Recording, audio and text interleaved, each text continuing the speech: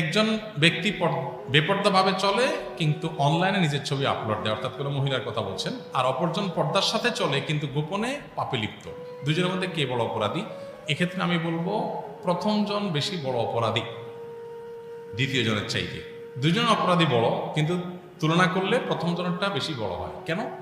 কারণ হলো একজন মানুষ এমনি পর্দার সাথে চলে কিন্তু লোকচক্ষুর আড়ালে চুপে চাপে গোপনে বিভিন্ন গুনাহে লিপ্ত হতে পারে, কোনো হারাম সম্পর্ক কারোর সাথে আছে বা অনলাইনে গুনাহে কাজে লিপ্ত।